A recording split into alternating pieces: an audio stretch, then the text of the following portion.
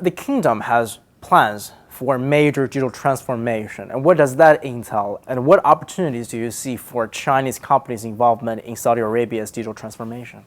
Since the launch of Vision 2030, we've gone a long way in terms of our reform agenda and our national digital agenda, where we intend to be, a top 10 global digital economy when it comes to empowering people with our digital society, reforming the economy with a laser focus on the digital economy, and to being a top 10 digital government. On the digital society, in partnership with China, we have fiberized the nation. We've jumped from a million homes to 3.6 million homes. And we met during this visit partners like Huawei and China Telecom and Mobile, who were key partners in that transformational journey. As a matter of fact, we've deployed close to $15.5 billion in the past 5 years into digital infrastructure, and China is one of our key partners in this reform story. And as a matter of fact, we've managed to close down the digital divide in the kingdom from roughly 5% to 1%, being top 3 globally when it comes to closing down that digital divide. In digital economy, we've grown to become the largest digital economy and one of the fastest rising economies among the G20.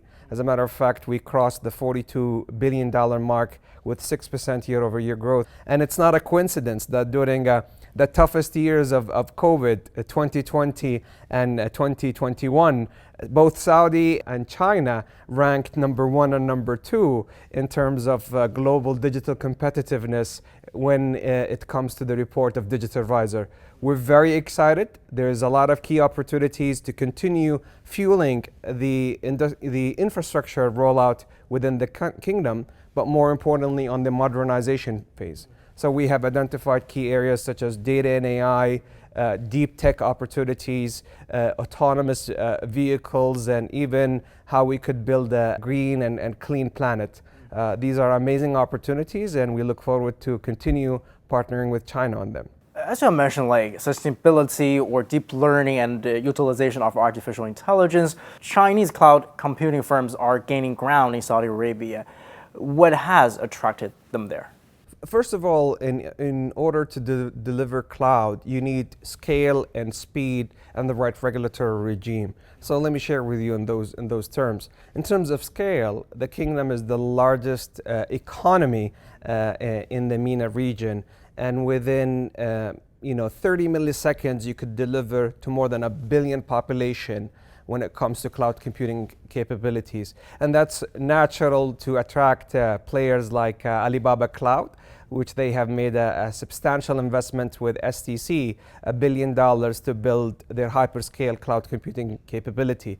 We also have Huawei have invested and announced recently $400 million investment as well into building their cloud capability for the enterprise and industrial world. Secondly, you talk about the speed in reforms. And if you look at the growth within the Kingdom of Saudi Arabia, growing since the launch of Vision 2030, from $35 billion digital economy and market to 42, and as well in terms of jobs, from 150,000 jobs to 340, one of the fastest growing digital economies globally. The last piece is on the regulatory reform.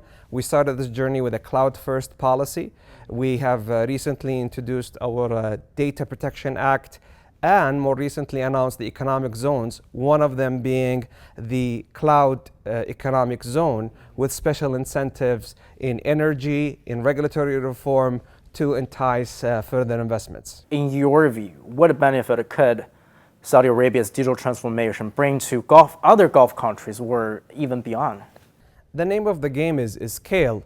And if we look here at the digital economy of China, which stands down as potentially the #1 success story, 300 unicorns in a record time because of the volume and the immense opportunities across the board, from fintech to the sharing economy to advanced technologies. And similarly, the kingdom is the launch pad to the MENA region and even to the Middle East African region, where we can be the magnet to entice and motivate investments to serve that region. As I have shared with you, from the kingdom, you could serve a billion population within less than 30 milliseconds, which is sufficient for all digital applications. Secondly, as an investment superhouse, we intend to continue fuel the digital economy of the region, and we have a fiduciary duty to serve the region, as we have deployed close to $20 billion in the past 7 years. And the target for us is to double that amount in the next 7 years. So it's only natural, as the largest economy in the region, to continue fuel the push for future jobs and future industries for the kingdom and for the region.